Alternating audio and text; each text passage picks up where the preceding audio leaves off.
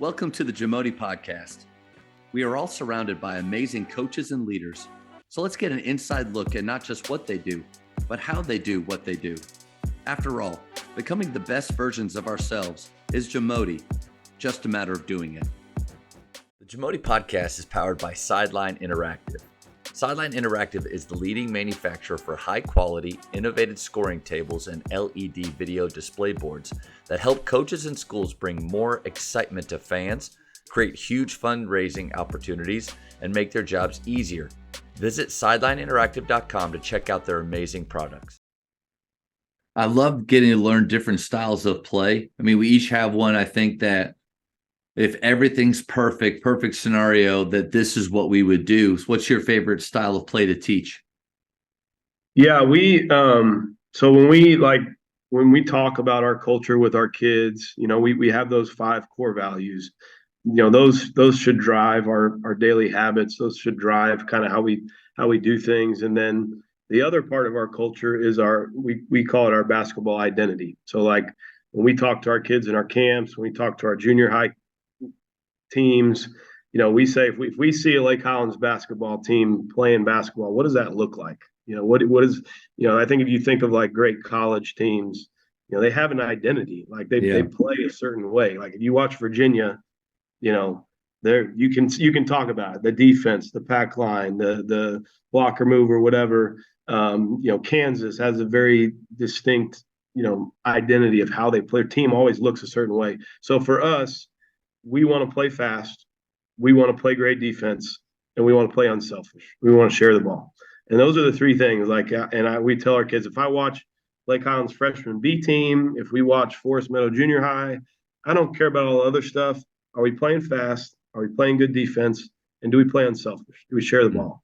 We kind of simplify it to those 3 things. But the style of play, we want to get up and down. We want to play up tempo. We want to play in transition as much as possible. For me, when I played, that was the way I always enjoyed playing. And as a coach, that's what I enjoy coaching. So, I'm definitely think at the 6A level in Texas, you have to be a little bit multiple. Like I think in our playoff run, there were times where maybe we didn't want to press as much, get up and down as much because the team was better suited for that. So we had to make it. We played teams like Duncanville and Beaumont United, who are really, really good, just playing, getting up and down. We would have more of a philosophy of, hey, we need to get back and we need to make them run offense. Let's make them run some half-court offense. So you have to be a little bit multiple. And I say that at the 6A level in Texas.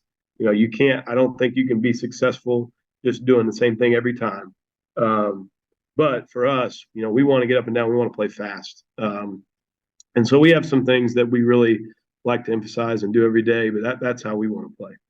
Coach, I think I would encourage everybody to take that approach. It doesn't really matter what level. Obviously, 6A level that you're at, very different from 5A taps where I'm at. But the idea is the same. Like we want to get up and down and run. But I think the times where I've struggled as a coach is when I'm too stubborn and I don't adjust enough.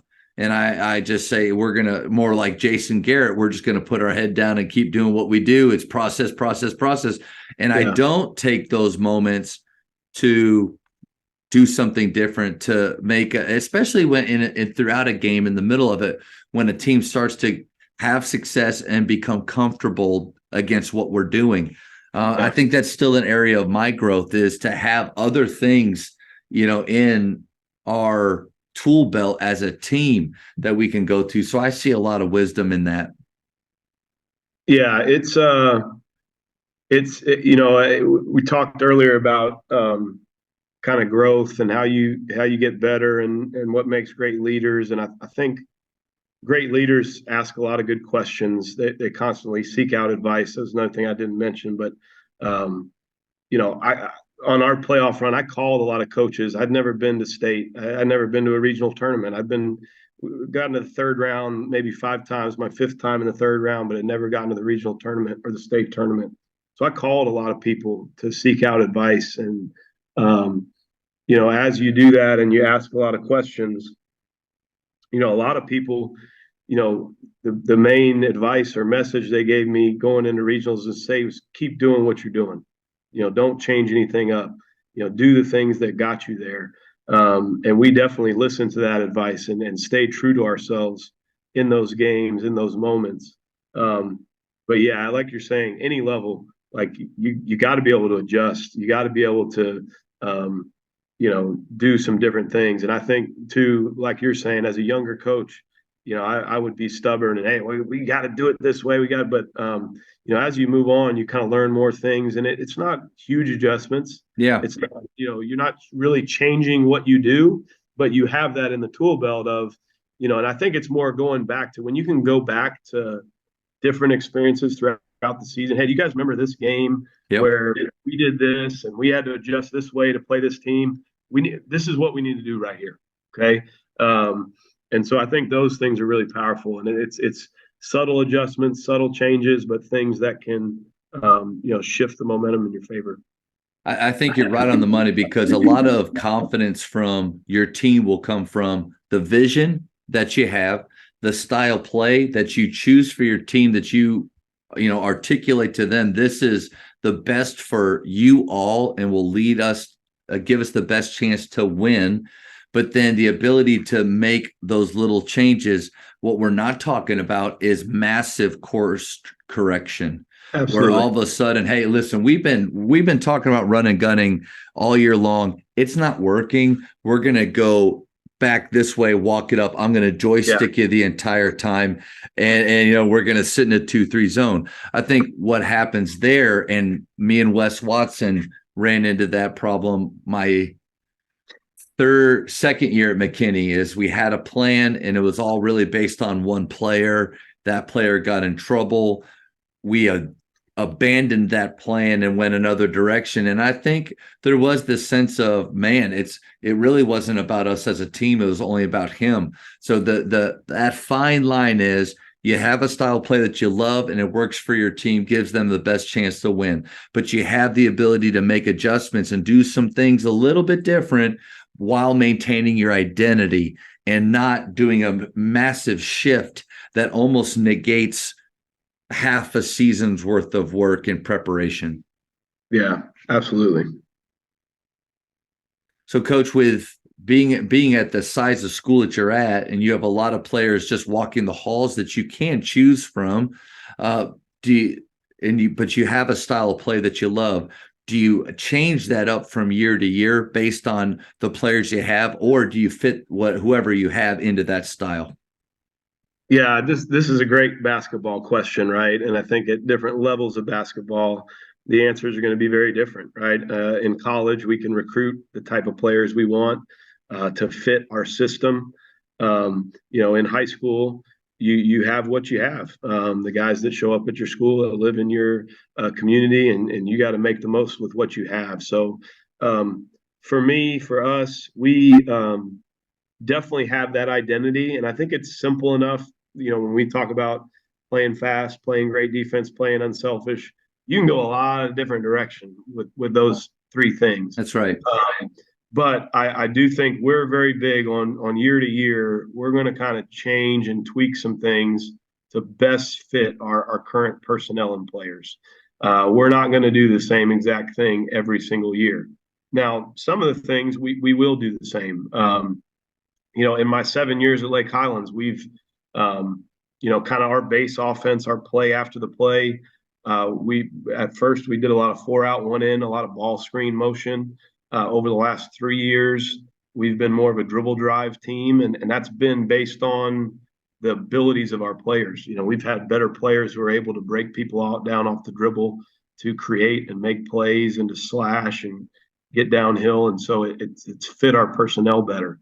We had a 6'10" kid the last couple of years who's going to Yale who, he's leaving. So we're going to have to do things differently on both ends. You don't have another 6'10" just coming up behind him? No, I wish I did. I'm looking for one, but there's not one right now. So we're gonna do some things differently, and we're gonna have to. And I think coaches, good coaches, especially at the high school level, you're gonna have to adapt and adjust. And I think there's a lot of maybe it's some sets that we run, out of bounds stuff. little things, just little plays here and there where, you got to figure out what your players do best and then put them in positions to do that. So that's what we try to do year in and year out. I think defensively, same thing. We've had years where we've been more pack line, packing it in. We've had size, but not great quickness. And then again, the last couple of years, we've been pretty athletic, quick. So we're getting up in passing lanes. And so we do adjust, but there's some core things and things we do in practice that's going to be the same year in and year out. There's going to be a couple plays that are we're always going to run these things, but I think year in and year out, your kids are going to see we're going to do a couple things different, and you pick different things up. Hey, man, this is a great play we stole from somebody. We're going to keep doing this, or this play fits better with these guys this year. So that's definitely our philosophy when it comes to how we use our system and our players. Yeah, culture and concepts can stay the same from year to year. It doesn't have to change. The sets that you choose, the tempo that you play at, the defensive style that you choose, that can change. But overall concepts, we're going to be unselfish. Doesn't matter. Well, again, you said it really well. You said our three things that we do: great defense, unselfish, and then even play fast. Maybe that's the one that can change from game to game or year to year. But those, I like that idea of that culture and concepts. You want your players, I want my players at Faith. If somebody says, "What are you guys all about?" They can rattle off things that they know for a fact next year. They may not realize that we're going to play more pack line, or we're going to play more 3-2, whatever. But those things will stay the same. Yeah, you have to have some core things every year that, and for your kids, if they've done something for 2-3 years, they did it as freshmen, they did it at JV, when they get to juniors and seniors and they've been doing this, you're going to see a different level of whatever it is that you're doing because they're so familiar. It's just second nature to them. And so you do definitely have to have some things like that are just, the kids have been doing for a couple of years and they're great at it. For us, the transition stuff, spacing, the playing fast, I think that's something that we always want to try to do. Our biggest thing with that is we always talk about trying to pitch the ball ahead. Our kind of rule is we want, I've stole this from somebody, but we always want the ball to cross half court in the air, and that's a big thing we always talk about. And when our kids are young, hey, is somebody open out ahead? Could the ball have crossed half court in the air? And that's what we want to do. And then if the ball doesn't cross half court in the air, you're getting a piece of the paint. Find a way as a ball handler to get a piece of the paint. And then we're big on spacing and doing that really well, and creating easy opportunities and trying to. I tell our guys, man, I don't want to call plays. I don't want to run offense. If 60% of the time, we'd love to not have to run a play. 40% of the time, okay, defense is set, we can call something. But if we can get our guys to play that way, that's the ideal kind of game for us as coaches. Thank you for checking out today's episode. Please take a moment to subscribe to this podcast, share it with your fellow coaches, and find us on social media for what's coming up next on the JAMODI podcast. It's just a matter of doing it.